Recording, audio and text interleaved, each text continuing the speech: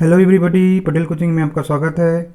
अभी हम लोग class 9 Nazis and the rise of Hitler MCQs देखेंगे टर्म 1 के लिए। तो इसमें क्वेश्चन नंबर 1 है, which country was defeated after the first world war.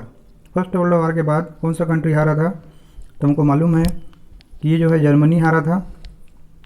चलिए सेकेंड क्वेश्चन देखते हैं इसका। तो इसका सेकेंड क्वेश्चन है, the time span of the first world war was. First world war का जो टाइम पीरियड था वो कौन सा था? 1911 टू 1914, 1914 टू 1918। तो इसको याद कर लीजिएगा बच्चों, वीडियो को पॉज करके। ये 1914 से 1918 था। चलिए थर्ड क्वेश्चन में चलते हैं। The Nazi party had become the largest party by the. Nazi party जो है सबसे बड़ा लार्जेस्ट पार्टी बना था कब? तो बच्चों इसका डेट है 1932 को, है ना। 1932 को जो है ना नाजी पार्टी सबसे बड़ा पार्टी बना था, और इसके बाद ही जो हिटलर है वो चांसलर बना था। चलिए नेक्स्ट क्वेश्चन देखते हैं। When did Hitler become the chancellor of Germany. तो देखिए इसके पहले क्वेश्चन में हमने जान चुका है कि नाजी पार्टी जब बड़ा बना था तो उसके बाद हिटलर जो है ना जनवरी 30, 1933 को, है ना, ये याद रखिएगा, जनवरी 30, 1933 को। बहुत इंपॉर्टेंट क्वेश्चन है। हिटलर जो है ना वो चांसलर बना था। क्वेश्चन नंबर 5 देखते हैं। When did Hitler try to seize control of Bavaria and capture Berlin. तो हिटलर ने कब बेवेरिया को सीज करने का और बर्लिन को कैप्चर करने का प्रयास किया था? तो बच्चों इसका आंसर है 1923 को, है ना। तो याद रखिएगा हिटलर ने भी एक लंबा स्ट्रगल किया था जर्मनी के ऊपर कंट्रोल करने के लिए। अब क्वेश्चन नंबर 6 है, when did Hitler join German workers party. तो जर्मन वर्कर्स पार्टी को हिटलर ने कब ज्वाइन किया था? तो इसका आंसर है बच्चों 1919 को, है ना। याद रखिए 1919 को वो ज्वाइन किया था, और 30 जनवरी 1933 को वो जो है ना चांसलर बना था। चलिए नेक्स्ट क्वेश्चन देखते हैं 7 number. The Nazi party became the largest party by. तो नाजी पार्टी जो है ना लार्जेस्ट पार्टी कब बना था? तो हमको मालूम है 1932 को बना था बच्चों, है ना। ये क्वेश्चन रिपीट हो गया है, लेकिन आप याद कर लीजिएगा 1932 को ये जो है लार्जेस्ट पार्टी बना था। चलिए क्वेश्चन नंबर 8 देखते हैं। Who were the worst sufferers in Nazi Germany. तो नाजी जर्मनी में जो सबसे ज़्यादा दुख पाने वाले या सफरर्स कौन थे? वो थे यूस, है ना। 10 मिलियन जूस को जर्मनी में नाजी जो एडमिनिस्ट्रेशन था उसने किल कर दिया था, मार दिया था, ठीक है, 10 मिलियन को। चलिए अब नेक्स्ट क्वेश्चन पे चलते हैं। A bronze cross was given to the women who produced. तो नाजी जर्मनी में जो ब्रॉन्ज क्रॉस मिलता था किसी भी वुमेन को 4 चिल्ड्रन को प्रोड्यूस करने पर, है ना। जो वुमेन जो है ना 4 चिल्ड्रन को प्रोड्यूस करती थी उसको क्या मिलता था? Bronze cross. क्वेश्चन नंबर 10 देखते हैं। The game Hitler glorified was. Hitler जो गेम को ग्लोरीफाइड करता था वो है बॉक्सिंग, है ना, याद रखिएगा। हिटलर जो है ना बॉक्सिंग को ग्लोरीफाइड करता था। अब क्वेश्चन नंबर 11 देखते हैं। तो क्वेश्चन नंबर 11 है, who among the following was assigned the responsibility of economic recovery by Hitler. तो हिटलर ने इकोनॉमिक रिकवरी के लिए किसको असाइन किया था? ये है हेजलमर सेचेट, है ना, जर्मन प्रोनाउंसिएशन है, हेजलमर सेचेट को इन्होंने असाइन किया था। ऑप्शन नंबर सी इसका आंसर होगा। तो क्वेश्चन नंबर 12 है, Hitler took over the German workers party and renamed it as. तो जर्मनी में वर्कर्स पार्टी को जब हिटलर ने टूक ओवर किया तो इसका नया नाम क्या रखा था? तो इसका नया नाम रखा था नेशनलिस्ट सोशलिस्ट पार्टी, है ना। तो ये 12 का सी हो जाएगा। नया नाम क्या था याद रखिएगा? Nationalist socialist party. अब क्वेश्चन नंबर 13 देखिए। What was the name given to the gas chambers by the Nazis. तो गैस चैम्बर का नाम उन्होंने डिसइंफेक्शन एरियास रखा था। सोचिए वो लोग कितने क्रूएल थे कि जहाँ पे लोगों को मारते तो उसका नाम क्या रखा था? Disinfection areas. क्वेश्चन नंबर 14 है, व्हाट वाज डिवेस प्लान। तो जो डिवेस प्लान था वो क्या था? डिवेस प्लान है a plan to ease reparation terms on Germany, है ना। ये वो प्लान था जिसमें जर्मनी के ऊपर जो रिपरेशन प्लान था उसको ईज किया जा रहा था, ठीक है। तो इसका ऑप्शन नंबर बी होगा। अब क्वेश्चन नंबर 15 है, who was the propaganda minister of Hitler. Hitler का प्रोपोगेंडा मिनिस्टर कौन था? याद रखिएगा बहुत फेमस है और आ ही सकता है, ये है गोएबल्स, है ना। इसका ऑप्शन सी है। तो हिटलर का प्रोपोगेंडा मिनिस्टर जो था वो गोएबल्स था। अब क्वेश्चन नंबर हम लोग 16 को देखते हैं।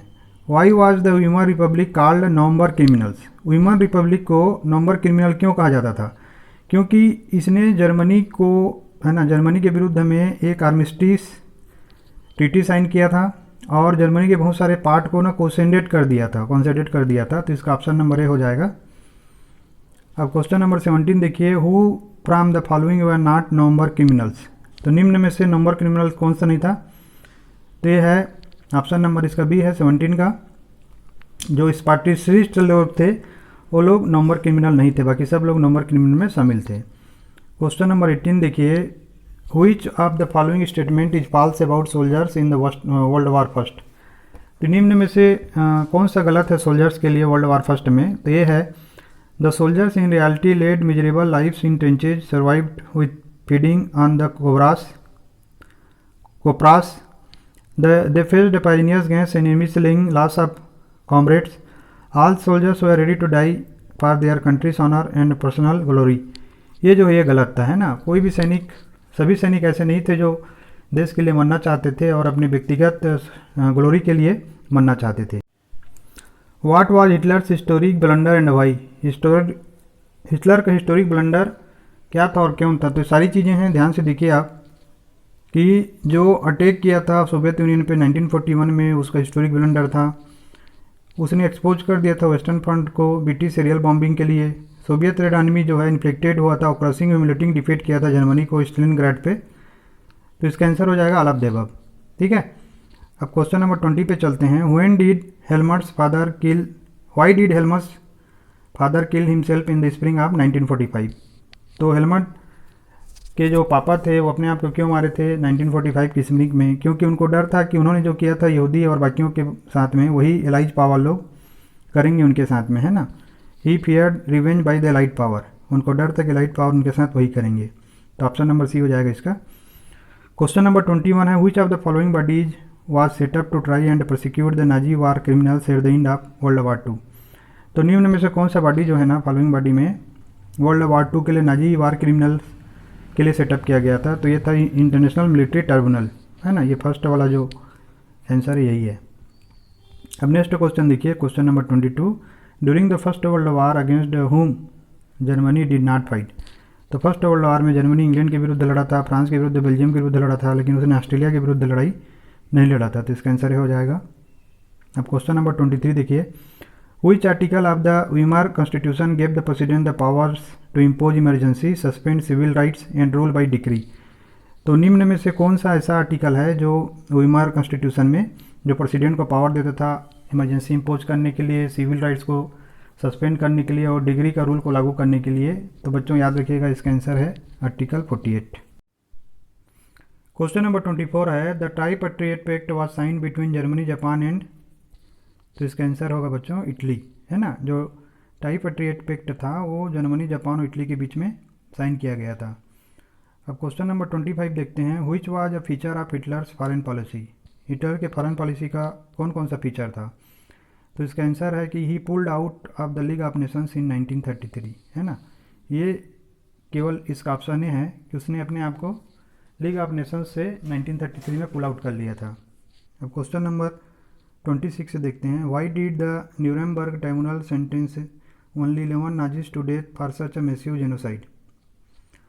तो बच्चों इसका आंसर है the allies did not want to be harsh on the defeated Germany as they had been after world war first, है ना। इसका रीज़न क्या था कि पहले क्या हुआ था फर्स्ट वर्ल्ड वार में जब जर्मनी हारा था तो उसके ऊपर बहुत ही हरास और ह्यूमिलेटिंग बहुत सारे कंडीशन बना दिए गए थे, जिससे सेकेंड वर्ल्ड वार में हिटलर को आगे बढ़ने में मौका मिला। तो फिर से एलाइज लोग वही गलती जर्मनी के साथ नहीं करना चाहते थे, तो इसीलिए इसका ऑप्शन नंबर बी हो जाएगा, ठीक है। अब क्वेश्चन नंबर 27 देखते हैं, what was the most important result on the Spartacus league uprising in Germany in 1918 and 19, कि कौन सा सबसे महत्वपूर्ण रिजल्ट था, है ना, स्पार्टकस लीग अपराइजिंग के लिए जर्मनी में 1918-1919 में। तो बच्चों इसका आंसर होगा कि देखिए आंसर फर्स्ट भी है, the Weimar Republic crushed the rebellion, Weimar Republic ने रिबेलियन को क्रश कर दिया। The Spartacist founded the Communist Party of Germany, ये भी एक रीजन था। The Weimar government accepted the demands of the Spartacus League, है ना। तो इसमें क्या है, थर्ड वाला नहीं होगा, इसका डी वाला है, ठीक है। कि वीमर रिपब्लिक जो है ना वो लोग रिबेलियन को क्रश किए थे और जो स्पार्टिस्ट उन्होंने कम्युनिस्ट पार्टी ऑफ जर्मनी को फाउंड किया था, ठीक है। अब क्वेश्चन नंबर 28 देखते हैं। क्वेश्चन नंबर 28 है कि when and among which countries was the tripartite pact sign. तो ट्राइपेट्रियट पैक्ट साइन किया गया था 1940s में जर्मनी, इटली और जापान के बीच में। ठीक है, उसके बाद आगे देखते हैं what was the slogan coin by Hitler when he followed his aggressive foreign policy. तो इसका जो स्लोगन था one people one empire one leader. ठीक है, एक आदमी एक साम्राज्य और एक नेता। क्वेश्चन नंबर 30 है what gave Nazi state its reputation as the most dreaded criminal state. कि नाजी स्टेट को क्या ने सबसे ज़्यादा क्रिमिनल स्टेट के रूप में रेपुटेशन दिलाया था। देखिए इसके पास क्या था, एक्स्ट्रा कॉन्स्टिट्यूशनल पावर्स था, were given to the newly organised forces like Gestapo, the SS and SD, है ना, जिससे वो किसी को मार सकते थे, कैद कर सकते थे। People could be detain in Gestapo torture chambers and sent to concentration camp. इनके पास पावर था कि वो किसी को भी गेस्टेपो टॉर्चर चैम्बर में डाल देते थे और कंसंट्रेशन कैंप में भेज देते थे। No legal procedures were there for the arrested people, और अरेस्टेड पीपल के लिए कोई लीगल प्रोसीजर नहीं था। तो इसका ऑप्शन डी हो जाएगा, ऑल ऑफ द अबव। ठीक है, अब क्वेश्चन नंबर 31 देखते हैं which of these were the reasons of Nazi hatred of the Jews. कि नाजी ज्यूस से क्यों घृणा करते थे। तो देखिए इसमें क्या है, Jews have been stereotyped as the killer of Christ. तो देखिए सबसे पहले तो ज्यूस लोगों के ऊपर आरोप लगाया जाता है कि वो क्राइस्ट को मारे हैं। दूसरा है दे वेयर असरर्स मनी लेंडर्स, है ना, कि वो ज़्यादातर पैसे का महाजनी का काम करते थे। तो दो रीजन था जिसके कारण हिटलर जो है या नाजी जो है ना ज्यूस से बहुत ज़्यादा घृणा कर देते। तो 31 का क्या हो जाएगा, 31 का हो जाएगा D, both and B. Second 32 number question है when did the second world war come to an end. Second world war कब खत्म हुआ था, ये डेट याद रखिएगा बच्चों। ये डेट है मई 1945 को, है ना, मई 1945 को सेकेंड वर्ल्ड वार जो है वो ख़त्म हुआ था। अब चलिए क्वेश्चन नंबर 33 देखते हैं। तो क्वेश्चन नंबर 33 है हाँ, the Nuremberg laws of citizenship of 1935 stated that a only persons of German or related blood would henceforth be German citizens, और B marriages between Jews and Germans were forbidden, C Jews were forbidden to fly the national flag, all of the above, है ना। ये सब चीज़ जो है इसमें था, जो न्यू सिटीजनशिप लॉ बनाया गया था 1935 में न्यूरेमबर्ग के द्वारा। उसमें क्या क्या था कि कोई भी जर्मन और उससे रिलेटेड ब्लड ही जर्मन सिटीजन होगा। ज्यूस और जर्मन के शादी को मना कर दिया गया और ज्यूस लोग को मना किया गया कि वो लोग नेशनल फ्लैग को फ्लाई करेंगे। ठीक है, अब क्वेश्चन नंबर 34 देखिए what was the process of Nazi schooling for good German children. नाजियों के लिए गुड जर्मन चिल्ड्रन की स्कूलिंग का मतलब क्या था। उसका मतलब था कि racial science was introduced to justify Nazi ideas of race, है ना, ये उसका रीजन था। दूसरा स्कूल टेक्स्ट बुक वे री रिटर्न, फिर से टेक्स्ट बुक को लिखा गया। Even the function of sports was to nurture spirit of violence and aggression among children. ऐसा स्पोर्ट्स बनाया गया जिससे बच्चों में हिंसा या वायलेंस और एग्रेशन के लिए शिक्षा मिले। तो इसका ऑप्शन डी हो जाएगा, ऑल ऑफ द अबव। ठीक है, अब क्वेश्चन नंबर 35 देखिए what was the thinking of Nazi Germany about women. तो नाजी जर्मनी के लिए वुमेन क्या थी, महिला क्या थी। A the fight for equality between man and women were wrong, ये सही था कि वो विश्वास ही नहीं करते थे कि मैन और वुमेन एक हैं। Girls had to maintain the purity of the race and teach their children Nazis value. तो लड़कियों के लिए ज़रूरी था कि वो अपने रेस की प्योरिटी को बना के रखें और अपने बच्चों को नाजी वैल्यू सिखाएं। See their role was to be of mothers who had to be bearers of the Aryan culture and race. वो ऐसी माता की तरह व्यवहार करें जो आर्यन कल्चर और रेस को आगे बढ़ाएं, है ना। तो इसका ऑप्शन हो जाएगा option D, all of the above. अब क्वेश्चन नंबर 36 है हु रोट मीन कॉम्प। याद रखिए हिटलर ने ही लिखा था इसको क्योंकि ये एडोल्फ हिटलर की फेमस किताब है मीन कॉम्प। क्वेश्चन नंबर 37 है व्हाट वाज जंग ओल्क इन नाजी जर्मनी। जंग ओल्क क्या था नाजी जर्मनी में। तो इसका आंसर है ये यूथ ऑर्गेनाइजेशन का नाम था, याद रखिएगा, है ना तो मैगजीन था, ना होलोकास्ट कैंप था, ना स्कूल था। ये जंग ओल्क का जो है ना यूथ ऑर्गेनाइजेशन का नाम था। अब क्वेश्चन नंबर 38 है what did the term evacuation mean. Evacuation का मीन क्या है। तो इसका मतलब है deporting people to gas chamber, है ना। नाजी जर्मनी में इसका मतलब था कि लोगों को गैस चैम्बर में ले जाके मारना। क्वेश्चन नंबर 39 है according to the Nazis which people were to be regarded as desirable. नाजियों के द्वारा कौन से लोग डिजायरेबल थे, है ना। तो इसका आंसर है देखिए pure and healthy Nordic Aryans, है ना, यही लोग डिजायरेबल थे, बाकी लोग कोई नहीं था, है ना। German police of different time, ये सब नहीं था। इसका ऑप्शन होगा ऑप्शन ए, ठीक है। और जो क्वेश्चन नंबर 40 है, E the treaty of Versailles 1920 signed at the end of world war first was harsh and humiliating for Germany because, है ना। तो जर्मनी के लिए हार्श और ह्यूमिलेटिंग क्यों था? क्योंकि जर्मनी जो है ना अपने सारे ओवरसीज कॉलोनियों को खो चुका था, 13% टेरिटरीज को खो चुका था। इसने अपने 75% आयरन और 26% कोल को फ्रांस और पोलैंड, डेनमार्क, लिथुआनिया के आगे को गंवा चुका था, और इसको फोर्स किया गया था कि 6 बिलियन पाउंड ये दे सबको। The western powers demilitarise Germany and they occupied resource rich Rhineland in 1920, ये भी एक कारण था। तो इसका आंसर हो जाएगा ऑल ऑफ द अबव, ठीक है। तो बच्चों आप लोग वीडियो को लाइक करिए, शेयर करिए, चैनल को सब्सक्राइब करिए और बेल आइकन प्रेस करना भूलिए। और आखिर में थैंक